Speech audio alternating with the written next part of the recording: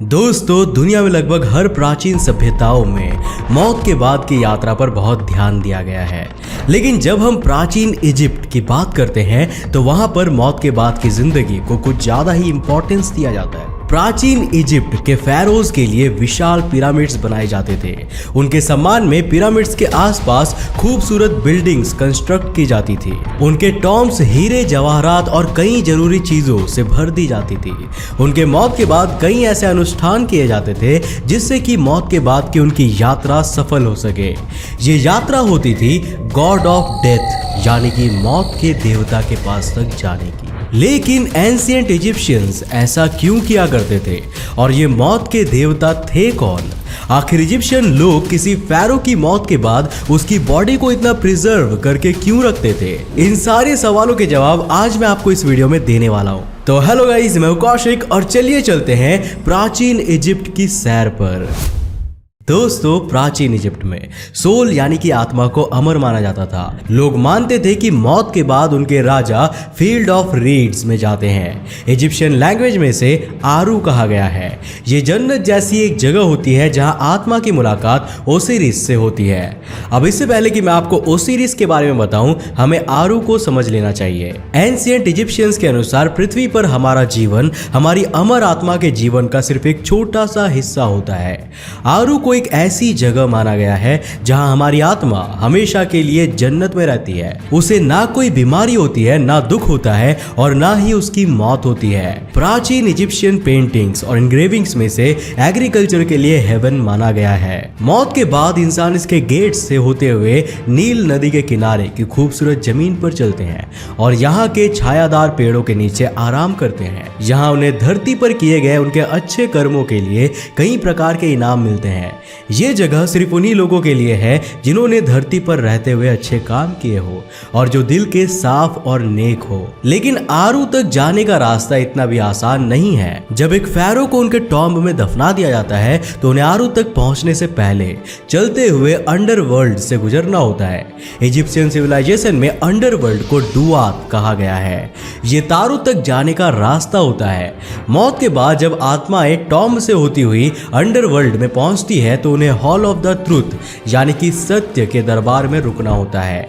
यहाँ सिर्फ pharaohs की ही नहीं बल्कि आम इंसान की आत्माओं के साथ भी सेम बिहेवियर किया जाता है। सत्य के इस दरबार में गॉड ऑफ डेथ बैठे हुए होते हैं और उनके सामने एक बैलेंस यानी कि तराजू होता है। इस तराजू के एक तरफ एक सफेद रंग का पंख होता है जिसे प्योरेस्ट फॉर्म ऑफ सोल माना जाता है और तराजू के दूसरी तरफ एक एक करके लोगों के दिल को रखा जाता है। अगर किसी इंसान का दिल पंख के कंपैरिजन में भारी निकलता है तो उस दिल को एमेट नाम के क्रोकोडाइल गॉड खा लेते हैं और उस इंसान की आत्मा हमेशा के लिए खत्म हो जाती है। लेकिन अगर उस इंसान का दिल पंख के कंपैरिजन में हल्का होता है तो गॉड ऑफ डेथ अपने मिनिस्टर्स के साथ मिलकर डिस्कशन करते हैं और अगर वो इंसान सच में प्योर होता है तो उसके लिए आरू का दरवाजा खोल दिया जाता है जहां उसकी सोल हमेशा के लिए खुश और अमर होकर रहती है।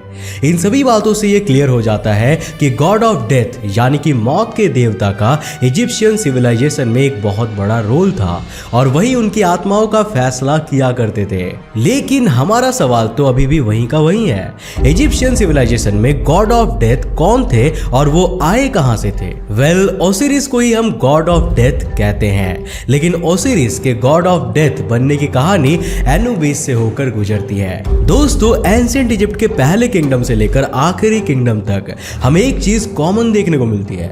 इजिप्ट के लोग हमेशा से ही मर चुके लोगों के लिए बहुत बड़ी और शानदार बिल्डिंग्स बनाया करते थे। उनके सिविलाइजेशन में मर चुके इंसान की बॉडी का खराब हो जाना उसके मरने से भी ज्यादा बुरा माना जाता था। ऐसा इसीलिए क्योंकि अगर किसी इंसान की बॉडी को कुछ भी नुकसान होता था तो उसे आरू के अंदर जाने की परमिशन नहीं मिलती थी, अब चाहे वो अपने लाइफ में कितना भी प्योर और ऑनेस्ट क्यों ना रहा हो। एंशिएंट इजिप्शियंस अपने राजा और रानी की बॉडी को सुरक्षित रखने के लिए पिरामिड्स बनाया करते थे और उनके टॉम्ब्स में बेशुमार दौलत रखी जाती थी जिससे कि मौत के बाद का उनका सफर सुखद हो। लेकिन ऐसा देखा गया है कि इस दौलत के लालच में चोर इन टॉम्ब्स को लूट लिया करते थे। आज इजिप्ट में मौजूद आर्कियोलॉजिस्ट भी कुछ ऐसा ही कर रहे हैं और एंशिएंट इजिप्शियन सिविलाइजेशन के राइट्स एंड रिचुअल्स को तोड़ रहे हैं। 2600 BCE के बाद बनी इजिप्शियन टॉम्ब्स में हमें एक और इंटरेस्टिंग फीचर देखने को मिलता है। इन टॉम्ब्स में जगह जगह पर जैकल गॉड की पेंटिंग्स और स्टैचूज को बनाया गया है। लेकिन ये जैकल गॉड कौन थे और इन्हें टॉम्ब्स में बनाने के पीछे का क्या मकसद था? जैकल यानी कि सियार एक ऐसा जानवर होता है जो नील नदी के आसपास बहुत ज्यादा पाया जाता है।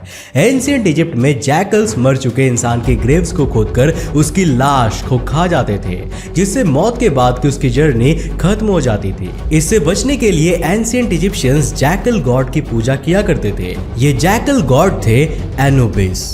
ऐसा माना जाता है कि एनुबिस मर चुके लोगों के ग्रेव्स की रक्षा करते हैं और उनकी लाश को सुरक्षित रखते हैं। यही कारण है कि एनुबिस को इजिप्ट में बहुत ज्यादा सम्मान मिलने लगा। आज हम इजिप्ट को मेनली दो चीजों के लिए जानते हैं। पहला तो वहां मौजूद विशालकाय पिरामिड्स और दूसरी इनके अंदर रखी ममीज। बचपन से लेकर आज तक जब भी हमारे मन में इजिप्ट का ख्याल आता है तो हम यही दो चीज सबसे पहले इमेजिन करते हैं। प्राचीन इजिप्शियंस मर चुके लोगों की बॉडीज को सड़ने और डैमेज होने से बचाने के लिए उन्हें ममीज में कन्वर्ट कर देते थे। कहते हैं कि ममीज बनाने का तरीका एंशिएंट इजिप्शियंस को एनुबिस ने ही सिखाया था।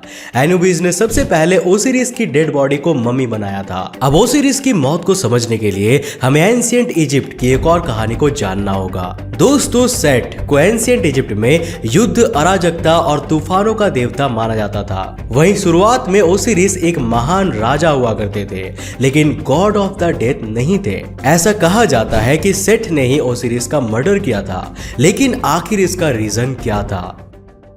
औरत का चक्कर बाबू भैया, औरत का। वेल दोस्तों, प्राचीन इजिप्शियन लोग ये कहते हैं कि ओसिरिस सेट की पत्नी देवी नेप्थिस के प्यार में चक्रव्यूह में फंस गए थे और उन दोनों ने एक बच्चे को भी जन्म दिया था। जब ये खबर सेट तक पहुंची तो उन्हें बहुत ज्यादा गुस्सा आया। उन्होंने ओसिरिस को मारकर उसकी बॉडी के टुकड़े टुकड़े कर दिए और एक बॉक्स में भरकर नील नदी में फेंक दिया। ओसिरिस की पत्नी आइसिस ने इस बॉक्स को ढूंढ लिया। वो कैसे भी करके अपने पति ओसिरिस को वापस जिंदा करना चाहती थी और इसके लिए वो गॉड ऑफ डेथ एनुबिस के पास गई और उनसे ओसिरिस को जिंदा करने की रिक्वेस्ट की।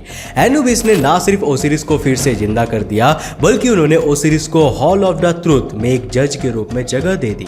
समय के साथ साथ ओसिरिस का रुतबा हॉल ऑफ ट्रुथ में बढ़ता गया और उन्होंने एनुबिस की जगह ले ली। हालांकि इससे एनुबिस और ओसिरिस के बीच में कोई लड़ाई नहीं हुई थी। एनुबिस ओसिरिस के साथी बनकर रहे और अब उनका काम था आत्माओं को टॉम्ब से अंडरवर्ल्ड तक लाना। मान्यताएं हैं कि एनुबिस ना सिर्फ ग्रेव्स और टॉम्ब्स की रक्षा करते थे, बल्कि जब किसी टॉम्ब के अंदर आत्मा जागती है और उसके अंदर बने हुए हायरोग्लाइफ्स को पढ़ती है तो एनुबिस वहां पर प्रकट हो जाते हैं। इसके बाद वो उस आत्मा को अपने साथ हॉल ऑफ ट्रुथ तक लाते हैं, जहां पर उसका दिल तराजू पर रखकर तोला जाता है और उसकी आफ्टर लाइफ का फैसला किया जाता है। एनुबिस को आज भी इजिप्शियन कल्चर्स में एक इंपॉर्टेंट प्लेस मिला हुआ है और उन्हें एक महान लीडर और गॉड के रूप में याद किया जाता है। दुनिया के अलग अलग सिविलाइजेशन और कल्चर्स में एनुबिस जैसे देवताओं का जिक्र मिलता है। जैसे कि ग्रीक माइथोलॉजी में क्रोनोस के बेटे हैडिस को गॉड ऑफ द अंडरवर्ल्ड कहा जाता है। रोमन माइथोलॉजी में प्लूटो को अंडरवर्ल्ड का रूलर कहा जाता था।